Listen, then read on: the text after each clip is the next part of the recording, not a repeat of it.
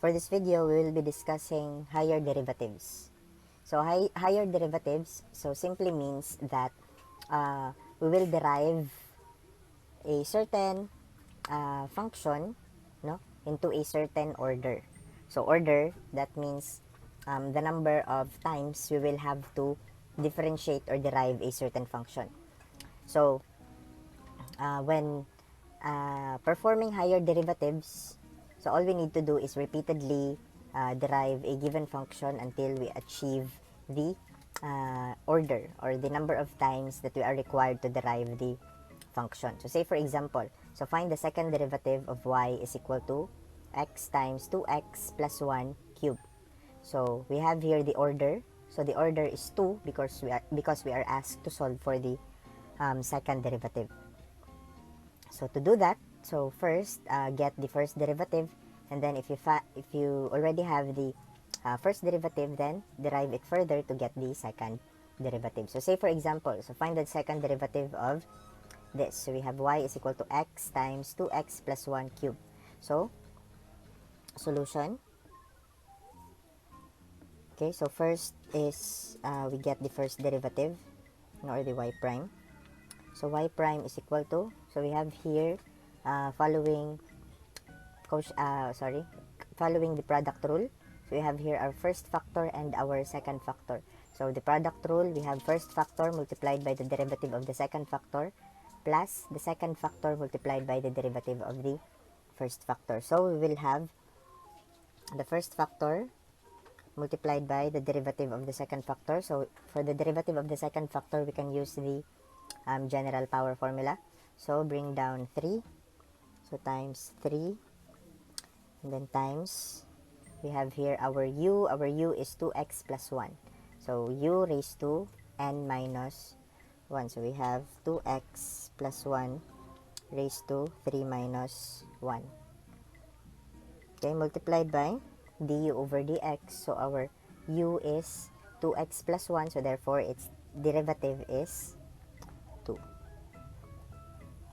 Okay, so plus the second term is we have 2x plus 3 plus 1 cube. The second factor, I mean. So the second factor multiplied by the derivative of the first factor. So our first factor is x, its derivative is 1. Okay, so therefore our first derivative is equal to, so we have 3 times 2, so we have 6x, and then multiplied by 2x plus 1 squared. Okay, plus, so this multiply, so 2x plus 1 cube.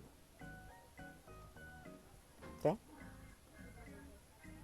so that is our first derivative. So for the second derivative, so derive further.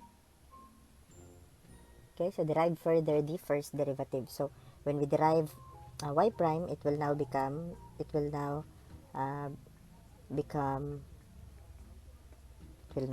so it will now be whatever y double prime.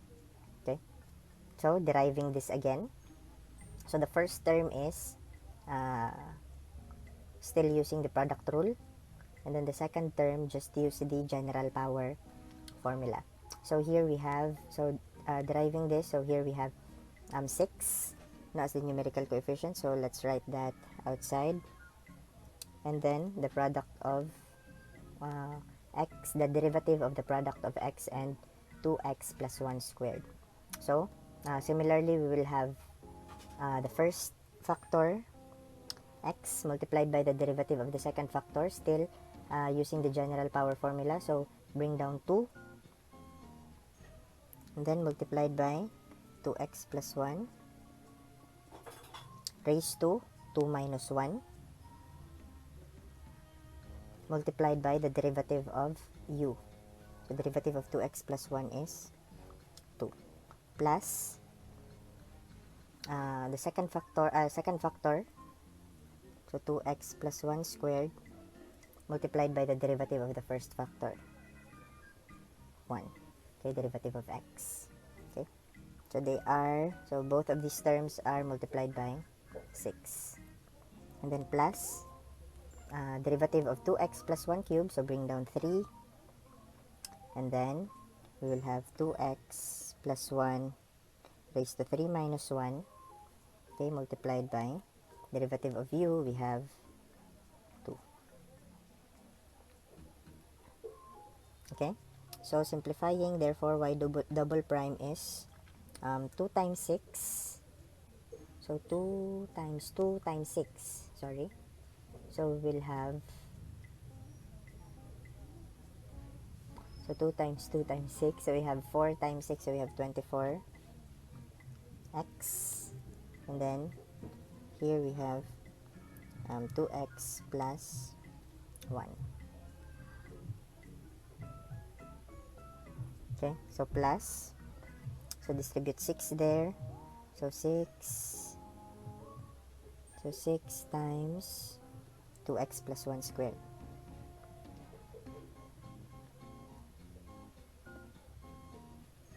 Okay, and then this one, so plus 3, we have here, sorry, that should be 6, because we have 3 times 2.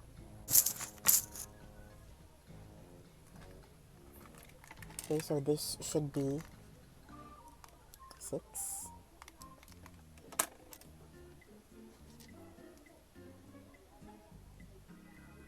Okay, so 6 times 2x plus 1 squared. Okay, so simplifying that, so we have here similar terms. So therefore, our y double prime is equal to 24x times 2x plus 1. Then plus, so 6 plus 6, we have 12 times 2x plus 1 squared. Okay, so we can factor this. So we have a greatest common factor of 12 and 2x plus 1. So therefore, y double prime is equal to 12 and 2x plus 1. So if we factor that out for the first term, so what will remain is 2 and x. Okay, plus for the second term, so what will remain, so factoring out 12 and 2x plus 1, so what will remain is 2x plus 1. Okay, so simplifying that, we will have y double prime is equal to 12 multiplied by 2x plus 1, and then here we will have 2x plus 2x, so we will have 4x plus 1. So that is now your our second derivative. Okay, so all we need to do is derive it, okay, further. Okay, derive it depending on the number of times that we are required, no, by the order. So since we are asked for the second derivative for this problem, then we will derive this function twice. So for our second problem, so find the f triple prime x, given that f of x is equal to 4 fifth root of x cubed minus 1 over 8x squared minus square root of x. Okay, so as you can see here, we have triple prime. So therefore, we are asked to solve for the third derivative of this function. Okay, so but first, for us to derive that, so we will be transforming first, no, the radicals into exponents, as well as we have here the x squared, so we will transfer that into the numerator. So we will have f of x, so this will become 4x raised to fifth root of x cubed, that is 3 over 5. Okay, minus, we have 1 over 8, and then x raised to negative 2. minus square root of x, that is x raised to 1 half. Okay, so first step, so for the first derivative, f prime of x, so following the powers of x formula, so we will have 4 multiplied by the exponent, so bring down the exponent, so times 3 over 5 times x raised to 3 over 5 minus 1 minus 1 over 8 multiplied by the exponent, so bring down the exponent, we will have negative 2, okay, times x raised to negative 2 minus 1. Okay, so minus, so for x raised to 1 half, bring down 1 half, and then multiplied by x raised to 1 half minus 1. Okay, so simplifying, f prime of x is equal to, so 4 times 3/5, that is 12 over 5. We have x raised to, so 3/5 minus 1, that is negative 2/5. Okay, so we have here next is minus, so we have 1/8 multiplied by negative 2, so that will become, so negative times negative, so this will be positive 1 over 4, so 1/8 times 2, and then x raised to negative 3, so minus, this will become 1 half, x 1 half minus 1, that is negative 1 half. Okay, so this is now our first derivative.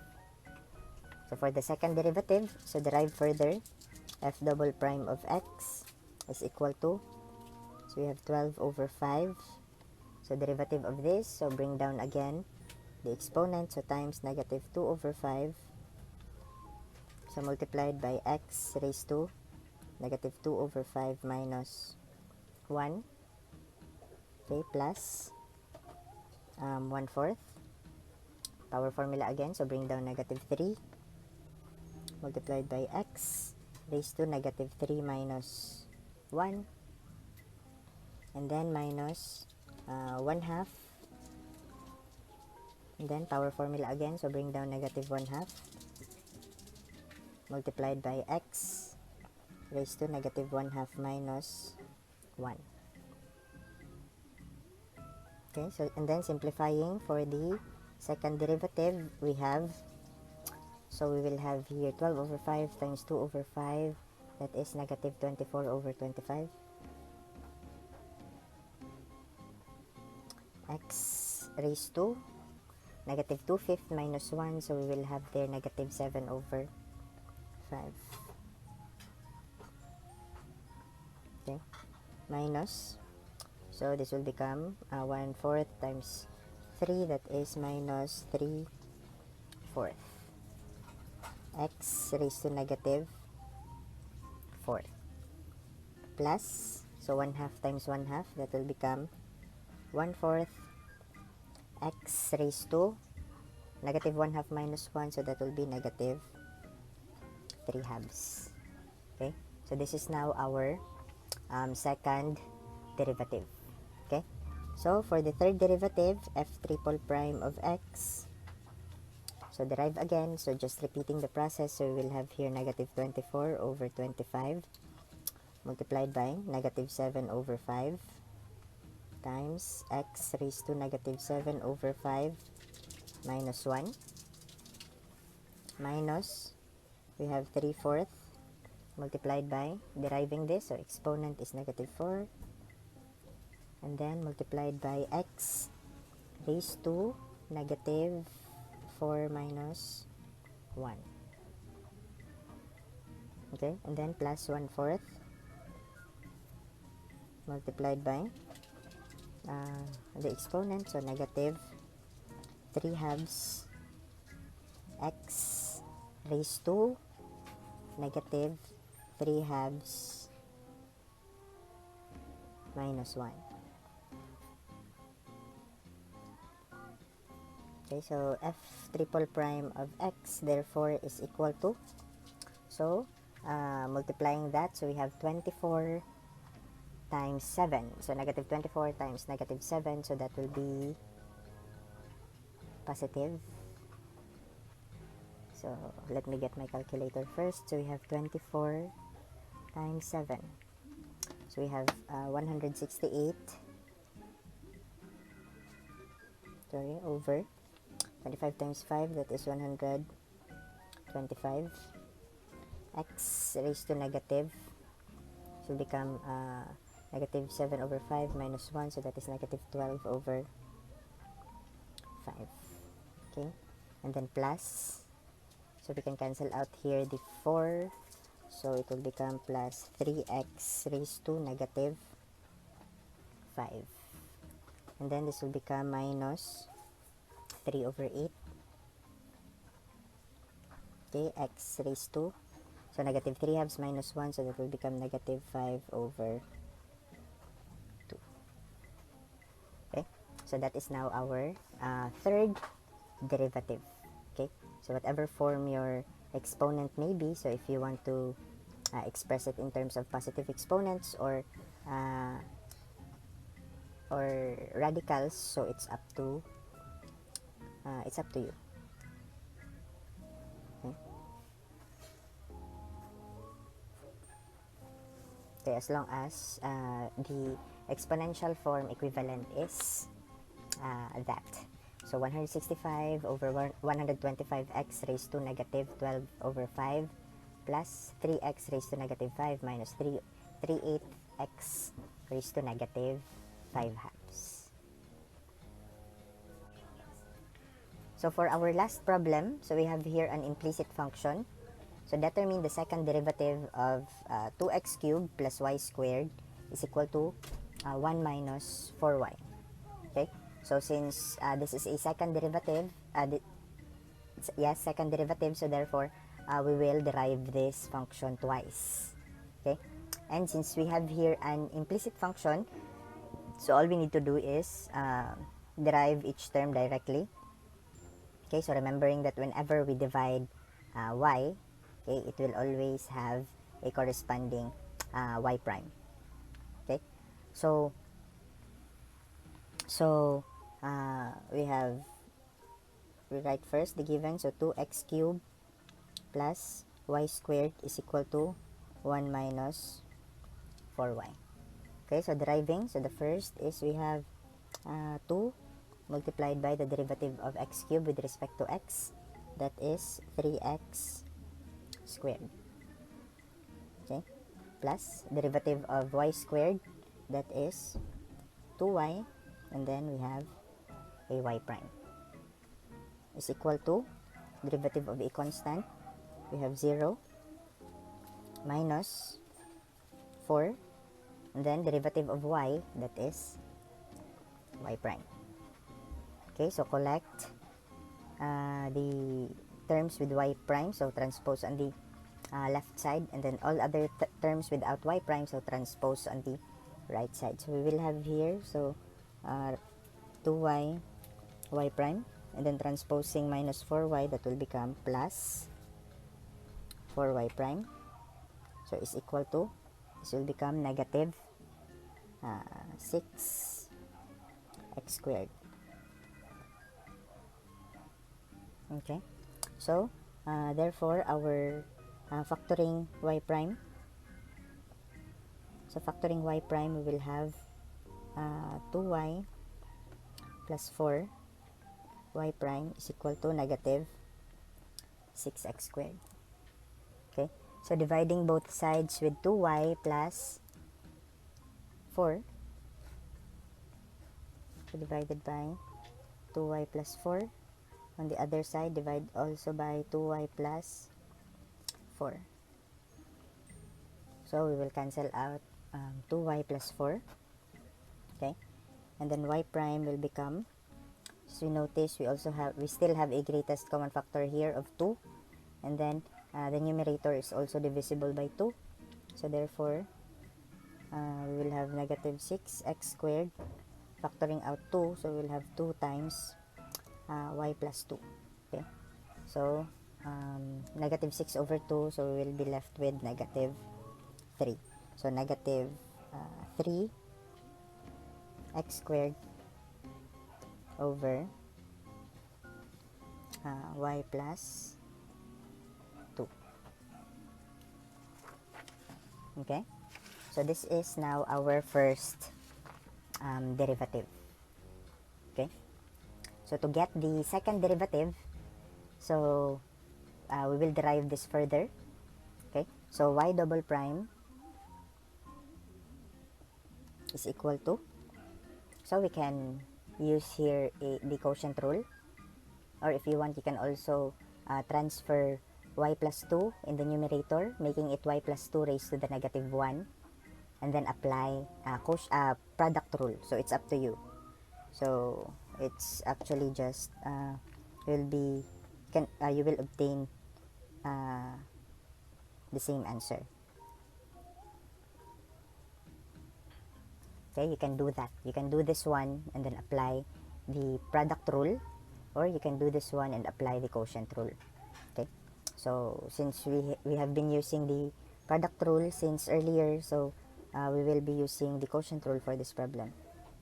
Okay, so for the quotient rule, so remember that the derivative of u over v is equal to v du over dx minus u dv over dx over v squared. So meaning, so first here we have the denominator multiplied by the derivative of the numerator minus the numerator multiplied by the derivative of the denominator divided by denominator squared. So first is the denominator. We have y plus 2 multiplied by the derivative of the numerator. So our numerator is negative 3x squared. So its derivative will be, so negative 3 multiplied by derivative of x squared, so that is 2x. So its derivative is negative 3 times 2x, so that will be negative 6x. Okay, and then minus the numerator is negative 3x squared, okay, multiplied by the derivative of the denominator. So we have denominator is equal to y plus 2, therefore its derivative is y prime, okay, over y plus 2 squared.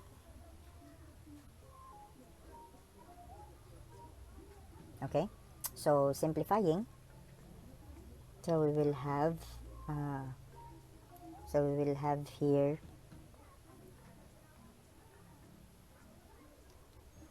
y double prime is equal to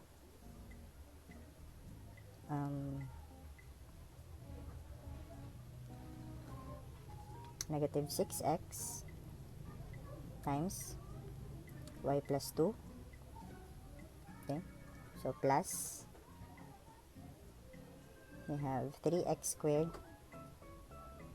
y prime over y plus 2 squared. Okay, so we want to express our derivatives in terms of the variables x and y only.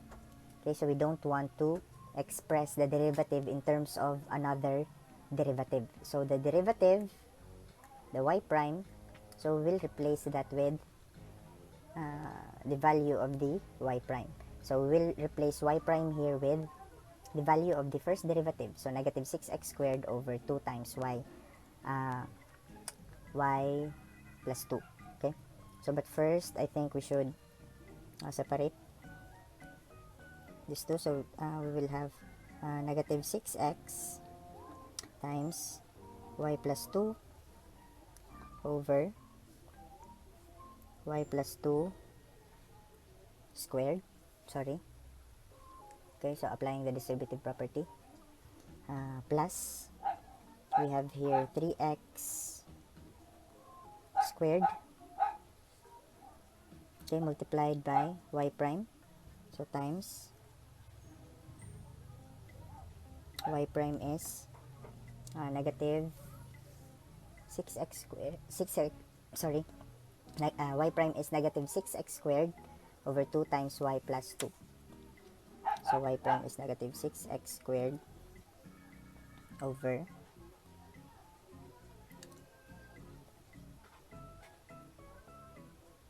sorry, we have the simplified term, so negative 3 over x squared.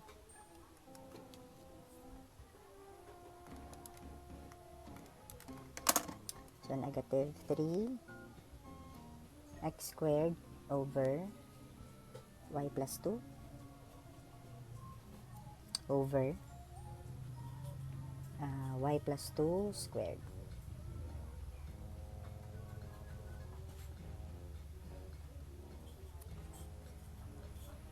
Okay, so therefore, so simplifying this, so we will have y double prime is equal to, so as we can see, we can cancel 1 y plus 2. So what will remain here is negative 6x over y plus 2, and then here we will have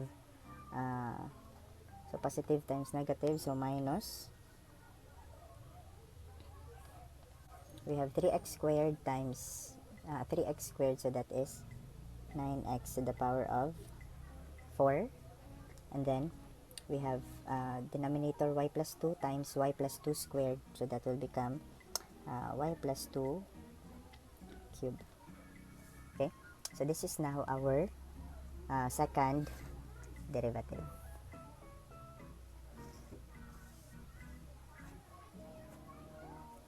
Okay, so just remember that in implicit functions, so we need to express the higher derivatives in terms of the original variables. So we need to, if we find any derivatives, no, so the higher derivative can't be, it is not desirable to express it in terms of its lower derivative. Okay, so we need to substitute the value for the lower derivative. Okay, so that we can get we can obtain a higher derivative in terms only of the original variables. Okay, so that's it for this video. Good luck.